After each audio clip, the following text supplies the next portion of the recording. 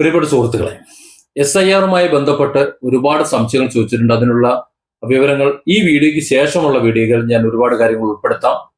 ഞാൻ പുതുതായി സ്വയം ഓൺലൈനിലൂടെ BLOയുടെ സഹായം കൂടാതെ തന്നെ വോട്ടേഴ്സ് ലിസ്റ്റിൽ പേര് രജിസ്റ്റർ ചെയ്തതാണ്. അതെങ്ങനെയാണ് ചെയ്തത് എന്ന് ഞാൻ കാണിച്ചു തരാം. അതിനു മുമ്പ് ഇന്നലെയും ഇന്നുമായി വന്നിട്ടുള്ള കുറെ കോളുകൾ, ആ കോളുകളിൽ ഏറ്റവും ആശങ്കാപരമായി ചിന്തിച്ചിട്ടുള്ള തർക്കപരമായി പറയുന്ന ചില കാര്യങ്ങളെ കുറിച്ച് പറയാതെ വിഷയത്തിലേക്ക് പോകേണ്ട എന്നതുകൊണ്ടാണ് ആ കാര്യം ആദ്യം പറയാമെന്ന് കരുതിയത്. SIR-നെ സംബന്ധിച്ചിടത്തോളം ഒരുപാട് ആശങ്കകൾ നിലനിൽക്കുന്നുണ്ട്. ആ ആശങ്കകൾ ബഹുഭൂരിപക്ഷവും ഇവിടുത്തെ രാഷ്ട്രീയ പാർട്ടികൾ അവരുടെ രാഷ്ട്രീയ ലാഭത്തിനു വേണ്ടി ഈ സമൂഹത്തിൽ ഇറക്കി വിടുന്നതാണ് എന്നാണ് ആദ്യമായി നിങ്ങൾ മനസ്സിലാക്കേണ്ടത്. 2002-ലും ഇതുപോലെ ഒരു SIR നടന്നു. പക്ഷെ അന്ന് ഇതുപോലെ സോഷ്യൽ മീഡിയ ഇല്ല. 2006-ലൊക്കെയാണ് ഇന്റർനെറ്റ് സജീവമാകുന്നത്. 2008 കാലഘട്ടം മുതൽ ഞാനൊക്കെ ഓൺലൈനിൽ വളരെ സജീവമായിട്ടുണ്ട്. 2009-ലാണ് ഞാൻ യൂട്യൂബ് ഒക്കെ തുടങ്ങുന്നത്. അതുപോലെ ഫേസ്ബുക്ക് ഒക്കെ അതിനുശേഷമാണ് വന്നത്. ആ സമയത്തൊക്കെ നമ്മൾ അതിനകത്തുണ്ട്. ആദ്യകാല ബ്ലോഗേഴ്സിൽ പെട്ടവരാണ് നിങ്ങളൊക്കെ. ഇപ്പോൾ എഴുതുകയും വായിക്കുകയും ചെയ്യുന്ന മലയാളം അതുണ്ടാക്കിയതൊക്കെ ഞങ്ങളൊക്കെയാണ്. ആ യൂണിക്കോഡ് മലയാളം ഒക്കെ ഉണ്ടാക്കിയത്. അപ്പൊ ആ ബാച്ചിൽപ്പെട്ടവരാണ് ഞങ്ങളൊക്കെ. അപ്പൊ അതുകൊണ്ട് ആ കാലം മുതലേ സോഷ്യൽ മീഡിയയിൽ ഞങ്ങളുണ്ട്. അതിനു മുമ്പാണ് ഈ പറയുന്ന 2002 എന്ന സംഭവം നടന്നത് എന്നതുകൊണ്ട് ഈ സോഷ്യൽ മീഡിയ ഇത്രയധികം ചർച്ച ഉണ്ടായില്ല. മാത്രമല്ല ഇത്രയധികം രാഷ്ട്രീയ കോലാഹലങ്ങളൊന്നും ഉണ്ടായിരുന്നില്ല. പ്രത്യേകിച്ച് BJP എന്ന് പറയുന്ന ഒരു പാർട്ടി, ഞാൻ രാഷ്ട്രീയം പറയുന്നതല്ല, ആ പാർട്ടി ഇത്രയധികം സമൂഹത്തിൽ ഇടപെടലുകൾ നടത്താത്ത ഒരു കാലമായിരുന്നത് കൊണ്ട് ഇത്രയധികം ഒരു വിഷയം അന്ന് ഇടതുപക്ഷത്തിനോ വലതുപക്ഷത്തിനോ ഉണ്ടാക്കാൻ കഴിഞ്ഞതുമില്ല. അതിന്റെ ആവശ്യം വന്നില്ല. കോൺഗ്രസ് ഇവിടെ കേരളത്തില് CPM ഇങ്ങനെ തന്നെ ഉണ്ടായിരുന്നുള്ളൂ. അപ്പോ ഇതിനിടയിൽ ഒരു വർഗീയ വിഷയം ഉണ്ടാക്കി ഏതെങ്കിലും ഒരു വിഭാഗത്തെ രാജ്യത്തു നിന്ന് പുറത്താക്കി ഇന്ത്യൻ പൗരന്മാരെ ഇളതാക്കി തീർക്കാൻ വേണ്ടിയിട്ടാണ് എന്നൊക്കെ പ്രചരിപ്പിക്കാൻ വേണ്ടിയുള്ള ശ്രമങ്ങൾ നടക്കുന്നത് ഇക്കാലത്താണ്. കഴിഞ്ഞ ഒരു 8-10 അല്ലെങ്കിൽ 10-15 കൊല്ലത്തിനുള്ളിലാണ് അത്തരത്തിലുള്ള കാര്യങ്ങൾ നോക്കുന്നത്. അറിയാം, നമുക്ക് നോക്കിയാൽ മനസ്സിലാവും. അപ്പോ ഞാൻ അതിലേക്ക് വളരെ വിശദമായി പോകുന്നില്ല. ഈ പറഞ്ഞ കാര്യങ്ങളൊന്ന് പറയാം. നമ്മളിവിടെ കേരളത്തിൽ അറിയുന്ന വിവരങ്ങൾ, വടക്കേ ഇന്ത്യയിൽ, ഉത്തരേന്ത്യയിൽ അവിടെ വലിയ സംഭവങ്ങൾ നടക്കുന്നു. മുസ്ലിം വിഭാഗത്തെ മുഴുവൻ അടിച്ചു കൊല്ലുന്നു, ക്രിസ്ത്യാനികളെ മുഴുവൻ ചുട്ടുകൊല്ലുന്നു. അങ്ങനെ 100 പ്രശ്നങ്ങളാണ് നമ്മൾ അറിയുന്നത്. ഇതിന്റെ ഒക്കെ പിന്നിൽ BJP ആണ്, സംഘപരിവാരാണ്, RSS-കാരാണ് ഇങ്ങനെ പ്രചരിപ്പിക്കുന്നു. നമ്മളത് കേട്ടുകൊണ്ടിരിക്കുന്നു. ഞാൻ ആരും ന്യായീകരിക്കുന്നതല്ല, മറുവശം പറയുന്നത് നിങ്ങൾക്ക് മനസ്സിലാവും. വീഡിയോ കണ്ടിന്യൂ ചെയ്താലും നിങ്ങൾക്ക് മനസ്സിലാവുള്ളൂ. ഇങ്ങനെയാണ് ഇവിടെ കേൾക്കുന്നത്. ഈ സംഭവങ്ങളെ കുറിച്ച് ഇത്ര ഭീതിയോടെ കേൾക്കുന്ന ഇവിടത്തെ ക്രിസ്ത്യാനിയും മുസൽമാനും എന്ത് ചെയ്യും? ഒരാകെ ബേജാറാവും. ഇതാകെ കുടുക്കിലാണല്ലോ, ഇതെങ്ങോട്ടാണ് പോകുന്നത്? മുസ്ലിങ്ങളെ മുഴുവൻ കൊന്നെടുക്കോ? പൗരന്മാരല്ലാതായി തീർക്കോ? ഇനി കോൺസെൻട്രേഷൻ ക്യാമ്പ് കൊണ്ടുവന്ന് അടയ്ക്കോ? ഇല്ലേ? അത്തരത്തിൽ ചിന്തിച്ച് ആകെ പേടിപ്പെടുത്തുന്ന രീതിയിലാണ് നമ്മൾ ചിന്തിച്ചുകൊണ്ടിരിക്കുന്നത്. അതിന്റെ ഭാഗമായിട്ടാണ് ഈ SIR ഒക്കെ ഇത്തരത്തിൽ വിവരങ്ങൾ കളക്ട് ചെയ്യുമ്പോൾ വീണ്ടും ഭീഷണിപ്പെടുത്തിക്കൊണ്ടിരിക്കുന്നത്. പലരും തർക്കിക്കുകയാണ് വിളിച്ചിട്ട്. എനിക്ക് ആരോട് തർക്കിക്കാൻ സമയമില്ല. പകരം ഞാൻ മറ്റൊരു കാര്യം അങ്ങോട്ട് പറയാം. ഞാൻ താമസിക്കുന്നത് മലപ്പുറത്താണ്. ഞാൻ ഇതിനു മുമ്പ് നോർത്ത് ഇന്ത്യ മുഴുവൻ ഒന്ന് സഞ്ചരിച്ചു. കുറെ ഭാഗങ്ങളിലൊക്കെ സഞ്ചരിക്കാൻ എനിക്ക് ഒരു കാര്യമുണ്ട്. ബിസിനസ് പരമായിട്ടും അതുപോലെ ചില പ്രത്യേക ട്രെയിനിങ്ങും മറ്റു കാര്യങ്ങളുമായിട്ടും ഒക്കെ എനിക്ക് കുറച്ച് സഞ്ചരിക്കേണ്ടി വന്നു. അങ്ങനെ സഞ്ചരിച്ചപ്പോൾ പല ദേശങ്ങളിലും പലയിടങ്ങളിലും നമുക്ക് മനസ്സിലാക്കാൻ കഴിഞ്ഞത് മലപ്പുറം എന്ന് പറയുന്ന ദേശത്തെ കുറിച്ചുള്ള അവരുടെ കാഴ്ചപ്പാടാണ്. അവർ പറയുന്നത് മലപ്പുറത്ത് മുസ്ലിങ്ങളാണ് മുഴുവൻ, ഒരു മിനി പാകിസ്ഥാനാണ് ഇവിടെ ആയുധങ്ങളും മറ്റുകളും കൊടുക്കുന്നത്. ഇവിടെ പാകിസ്ഥാനാണ് മലപ്പുറത്തെ നിയന്ത്രിക്കുന്നത്.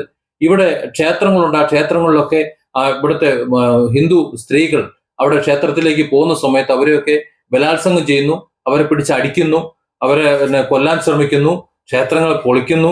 അങ്ങനെ ഇവിടെ ഒരു ഹിന്ദുക്കൾക്ക് ഒരു രക്ഷയുമില്ല. ഹിന്ദുക്കളെ മുഴുവൻ അത്രത്തോളം ഭീകരമായ ഒരു അവസ്ഥയിലാണ് അവർ കഴിഞ്ഞു പോകുന്നത് എന്ന് വളരെ ഭീതിദായകമായിട്ടുള്ള വർത്തമാനമാണ് അവിടെ എനിക്ക് കേൾക്കാൻ കഴിഞ്ഞത്. അതായത് അവിടെയുള്ള ഹിന്ദു മതസ്ഥരായിട്ടുള്ള ഞാൻ അറിയുന്ന കുറെ ആൾക്കാർ, അവർ കേരളത്തെ കുറിച്ച് അറിയാത്ത, മലപ്പുറത്തെ കുറിച്ച് അറിയാത്ത കുറെ ആൾക്കാർ, അവർ കേട്ടു വെച്ചിരിക്കുന്നത് അങ്ങനെയാണ്. കാരണം അവിടെ പ്രചരിപ്പിക്കുന്നത് അങ്ങനെയാണ്. ഇവിടെ മലപ്പുറത്ത് താമസിക്കുന്ന ഹിന്ദു മുസൽമാൻ, ഞാനടക്കമുള്ളവർ ഇവിടെ താമസിക്കുന്നവർ ഈ അഭിപ്രായം പറയൂ. ഇവരിങ്ങനെ ഒരു സംഭവം അറിഞ്ഞിട്ട് തന്നെ ഇല്ല. ഇവിടെ കേരളത്തിൽ ഏറ്റവും നല്ല രീതിയിൽ ജീവിക്കാൻ കഴിയുന്ന ഏത് ജില്ല എന്ന് ചോദിച്ചാൽ അതിലൊന്നാണ് മലപ്പുറം ജില്ല.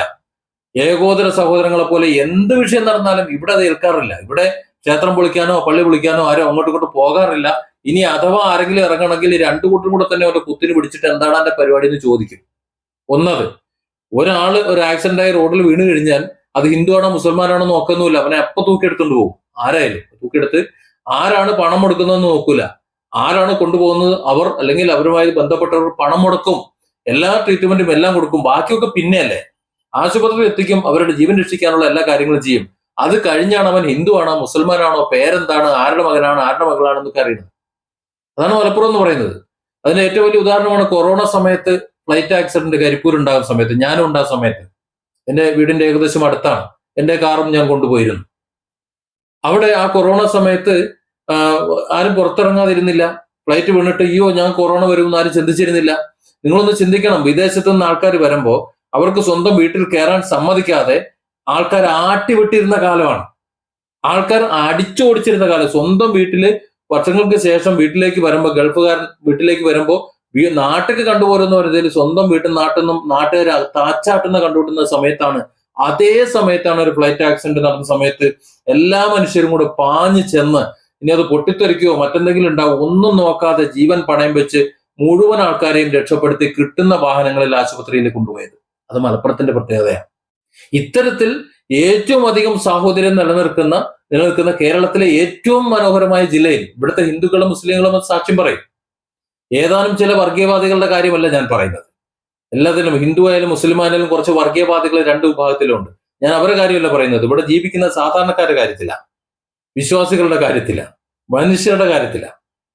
അവരൊന്നും ഈ സംഭവം ഒന്നും അറിയുന്നില്ല. ഇത്തരത്തിൽ തീവ്രവാദ പ്രവർത്തനം നടക്കുന്നതോ അല്ലെങ്കിൽ ഇവിടെ ഹിന്ദുക്കൾക്ക് ഇറങ്ങി നടക്കാൻ പറ്റാത്ത അവസ്ഥയൊന്നും അവരറിയണില്ല. പക്ഷെ അത് ഉത്തരേന്ത്യക്കാർ അറിയുന്നു.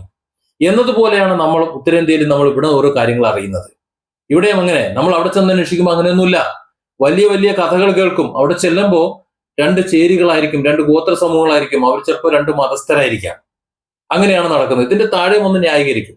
ഞാൻ എന്റെ അഭിപ്രായമാണ് പറയുന്നത്. നിങ്ങൾക്ക് പറ്റുന്നുണ്ടെങ്കിൽ വിശ്വസിച്ചാൽ മതി, ഇല്ലെങ്കിൽ നിങ്ങൾ വിശ്വസിക്കുന്ന കാര്യം നിങ്ങൾ വിശ്വസിച്ചുകൊണ്ടിരുന്നോളൂ.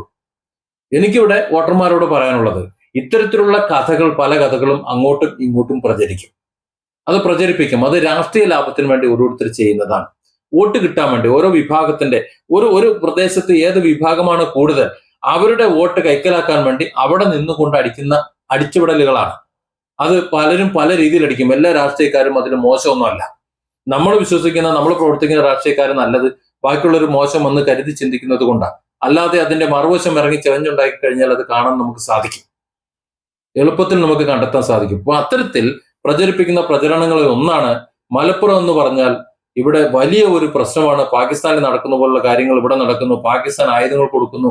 ഇവിടെ ഹിന്ദുക്കൾക്ക് ഇറങ്ങി നടക്കാൻ പറ്റുന്നില്ല. കേരളം ഭരിക്കുന്നവർക്ക് പോലും മലപ്പുറം ജില്ലയ്ക്ക് ഒരു ഇടപാട് നടത്താനോ അവർക്ക് വരാനോ അധികാരികൾക്കൊന്നും പറ്റൂല. ഇവിടുത്തെ പോലീസ് സംവിധാനങ്ങളൊക്കെ വേറെയാണ്, ഒരു രാജ്യം പോലെയാണ്, ഒരു മുസ്ലിം രാജ്യം പോലെയാണ് എന്നൊക്കെയാണ് പ്രചരിക്കുന്നത്. എത്ര ഭീകരമായിട്ടാണ് പ്രചരിപ്പിക്കുന്നത് ആലോചിച്ച് നോക്ക്. എന്തിനു വേണ്ടിയിട്ടാ? അവർ മനസ്സിലാക്കുന്നത് അതാണേ. അവർ ഇവിടെ വന്നാലും മനസ്സിലാവും എന്താണെന്നുള്ളത്. അതുപോലെ പല പ്രദേശങ്ങളിലും ഞാൻ പോയി. കേരളത്തെ സംബന്ധിച്ചിടത്തോളം നമ്മൾ അറിഞ്ഞിട്ടുള്ള പല ഭീകര പ്രദേശങ്ങളിലും മുസ്ലിങ്ങളെ ആ രീതിയിൽ ദ്രോഹിച്ചിട്ടുള്ള പല പ്രദേശങ്ങളിലും ഞങ്ങൾ ചെന്നപ്പോൾ അവിടുത്തെ മുസ്ലിങ്ങൾ ഇതൊന്നും അറിഞ്ഞിട്ടില്ല. ആ പ്രദേശത്തെ മുസ്ലിങ്ങൾ ഇതൊന്നും അറിഞ്ഞിട്ടില്ല കഥകൾ. ഞാൻ ഒരു കഥയും കൂടി പറഞ്ഞിട്ട് ഞാൻ ഈ വീഡിയോ അവസാനിപ്പിക്കാം. ഇന്ത്യ വിഷൻ ഉണ്ടായിരുന്ന കാലത്ത് MP നികേഷ് കുമാറിന്റെ നമ്പർ എന്റെ കയ്യിലുണ്ടായിരുന്നു. ഇപ്പോൾ ഉണ്ടെന്ന് നോക്കണം.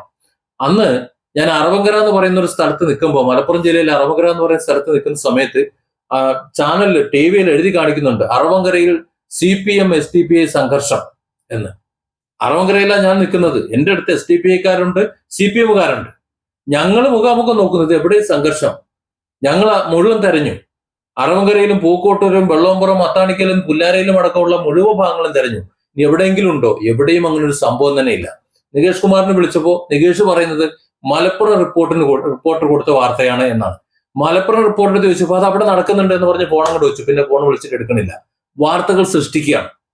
അതായത് ഇവിടുത്തെ ഹിന്ദുവിനെയും മുസൽമാനെയും തമ്മിൽ അടുപ്പിച്ച് പരസ്പരം വിദ്വേഷം മനസ്സിലുണ്ടാക്കി രണ്ടിനെ രണ്ട് ചേരിയിൽ എത്തിച്ച് നിർത്തിക്കൊണ്ട് വോട്ട് ബാങ്ക് രാഷ്ട്രീയം കളിക്കാൻ ഇവിടുത്തെ രാഷ്ട്രീയ പാർട്ടികൾ ആരും മോശക്കാരല്ല, എല്ലാവരും കളിച്ചുകൊണ്ടിരിക്കുന്നു.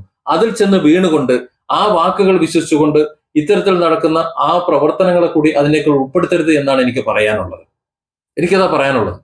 ഇവിടെ മലപ്പുറം എന്ന് പറയുന്ന മലപ്പുറത്ത് താമസിക്കുന്ന നമ്മൾ ഭീകരവാദികളാണെന്ന് പുറത്തറിയുന്നത് പോലെയാണ് പുറത്ത് ഇത്തരം വലിയ മഹാസംഭവങ്ങൾ നടക്കുന്നത് ഇവിടെ പ്രചരിപ്പിക്കുന്നത്. അതിലെല്ലാവരും പ്രചരിപ്പിക്കുന്നുണ്ട്. കാര്യം എന്നാലേ ഇവിടെ മുസ്ലിം വിഭാഗത്തിന്റെ വോട്ട് കിട്ടുള്ളൂ, ക്രിസ്ത്യൻ വിഭാഗത്തിന്റെ വോട്ട് കിട്ടുള്ളൂ, ഇല്ലേ?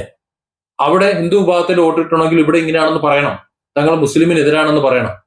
ഇതെല്ലാവരും ചെയ്യുന്ന കാര്യങ്ങളാണ്. അതിന്റെ ബാക്കി പത്രങ്ങളായി പല അടയാളങ്ങളും നമ്മൾ ഇന്ത്യയിൽ കണ്ടുവരുന്നുണ്ട് എന്നുള്ളതും നമുക്കറിയാം. അതുകൊണ്ട് അതിനെക്കുറിച്ച് ഒന്നും നമ്മൾ ചിന്തിക്കേണ്ട ആവശ്യമില്ല. ഇവിടെ സംബന്ധിച്ചിടത്തോളം അത്ര പേടിയല്ല ആവശ്യം. വോട്ടേഴ്സ് ലിസ്റ്റിൽ 2002 എന്താണ് സംഭവിച്ചത് അതുപോലെ അന്ന് സംഭവിച്ചതുപോലെ സംഭവിക്കാതിരിക്കാൻ വേണ്ടിയാണ് നമ്മൾ ഇത് ചെയ്യണമെന്ന് പറയുന്നത്. എന്താ അന്ന് സംഭവിച്ചതുപോലെ സംഭവിക്കാതിരിക്കുക എന്ന് പറയുന്നത്? അന്ന് BLOമാർക്ക് തോന്നിയതുപോലെ ചെയ്തു. നവാസ് മൻസിൽ എന്നുള്ളിടത്ത് പറഞ്ഞു കൊടുത്തപ്പോ സവാദ് മൻസിൽ എന്ന് എഴുതി പോയിട്ടുണ്ട്. ഇന്നും അങ്ങനെയുണ്ട്. അങ്ങനെ സവാദ് മൻസിലുള്ള ആളുടെ ഡോക്യുമെന്റ് എടുത്തുകൊണ്ട് അവരുടെ മക്കൾക്ക് ഇന്ന് വോട്ട് ചെയ്യാൻ വോട്ടേഴ്സ് ലിസ്റ്റിൽ പേര് ചേർക്കാൻ പറ്റാത്ത സാഹചര്യമുണ്ട്. അങ്ങനെ വരുമ്പോൾ സ്വാഭാവികമായിട്ടും അവർക്ക് സ്വന്തം നിലയിൽ സർക്കാർ രേഖകൾ വെച്ചുകൊണ്ട് അവർക്ക് വോട്ട് രേഖപ്പെടുത്തേണ്ടി വരും. ഇതാണ് അവസ്ഥ. അപ്പോൾ ഇത്തരത്തിലുള്ള സാഹചര്യങ്ങളാണ് ഉള്ളത്. ഭീതി ആവശ്യമില്ല. നമുക്ക് നമ്മുടെ പിതാക്കൾ, നമ്മുടെ മാതാപിതാക്കൾ അല്ലെ വേണ്ടപ്പെട്ടവർ ഇപ്പോ എക്സ്ട്രാ അഡീഷണൽ കൂടി ഉണ്ട് എന്നാണ് ഞാൻ മനസ്സിലാക്കുന്നത്. ആരാന്ന് വെച്ചാൽ അവർ പറയുന്നത് പോലെ ബന്ധു എന്ന് വെച്ചാൽ ആ ബന്ധുത്വം അവിടെ രേഖപ്പെടുത്തിക്കൊണ്ട് അവർ 2002 ഉണ്ടെങ്കിൽ ആ രേഖകളിലൂടെ കൊടുത്തു കഴിഞ്ഞാൽ, നമ്മുടെ കാര്യങ്ങളും കൊടുത്തു കഴിഞ്ഞാൽ ഈസി ആയിട്ട് നമുക്ക് വോട്ടേഴ്സ് ലിസ്റ്റ് പേര് ചേരാം. അതിനപ്പുറത്തേക്ക് അതൊന്നും ഇല്ല എന്ന് മനസ്സിലാക്കുക. ഇനി ഇല്ല എന്നുണ്ടെങ്കിൽ നമ്മുടെ കയ്യിൽ അതിനാവശ്യമായ രേഖകളും മറ്റു കാര്യങ്ങളും ഉണ്ടാവും. 2002 പേര് ഇല്ലാത്തവരാണ് അവരെന്നുണ്ടെങ്കിൽ, നമ്മുടെ രക്ഷിതാക്കൾ എന്നുണ്ടെങ്കിൽ സ്വാഭാവികമായിട്ടും നമ്മുടെ കയ്യിൽ നമ്മുടെ SLC ബുക്കോ ആധാർ കാർഡോ ഒക്കെ നമ്മുടെ കയ്യിലുണ്ടാവും. അത് വെച്ച് നമുക്ക് പുതിയതായി നമുക്ക് വോട്ടുണ്ടാക്കാൻ സാധിക്കുകയും ചെയ്യും. അതെങ്ങനെയാണെന്നുള്ളത് എന്റെ അടുത്ത വീഡിയോയിൽ ഞാൻ പറഞ്ഞു തരാം. നിങ്ങൾക്ക് ഇവിടെ വീഡിയോകൾ പകർന്ന് നിങ്ങളെ പേടിപ്പെടുത്തിയും അല്ലാതെ ചെയ്തുകൊണ്ടിരിക്കുന്ന ആൾക്കാർ അറിയുന്നതിന്, നിങ്ങളും അറിയുന്നതിന്, അങ്ങനെ ആരെങ്കിലും ഇവിടെ വോട്ടില്ലാതായിപ്പോയി ഇവിടെ ഇന്ത്യൻ പൗരന്മാർ അല്ലാതായി തീരുകയാണെന്നുണ്ടെങ്കിൽ അത് ആദ്യത്തെ ആൾ ഞാനായിരിക്കും. ഞാൻ യാതൊന്നും നോക്കിയിട്ടില്ല. ഞാൻ നേരിട്ട് വോട്ടേഴ്സ് ലിസ്റ്റിൽ പേര് ചേർക്കായിരുന്നു ചെയ്തിരുന്നത്. അതിന്റെ സ്ക്രീൻഷോട്ടാണ് നിങ്ങൾക്ക് കാണിച്ചു തരുന്നത് അടുത്ത വീഡിയോയിൽ. ഭീതി വേണ്ട. ഇനിയെങ്കിലും തെറ്റുകൾ വരാതെ കൃത്യമായുള്ള വിവരങ്ങൾ രേഖപ്പെടുത്തിക്കൊണ്ട് വോട്ടേഴ്സ് ലിസ്റ്റിൽ പേര് ചേർക്കാനും, അത് മാത്രമല്ല നമ്മുടെ രേഖകളൊക്കെ അതിനുശേഷം ഏതാണോ നമ്മുടെ അടിസ്ഥാന രേഖ ആ രേഖയാക്കി മാറ്റി ഒരേ രേഖയാക്കി അക്ഷര തെറ്റുകളോ മറ്റൊന്നും ഇല്ലാതെ ഒരുപോലാക്കി വെക്കാനും നിങ്ങൾ ശ്രദ്ധിക്കണം. Different angles. Don't forget to subscribe and support this channel.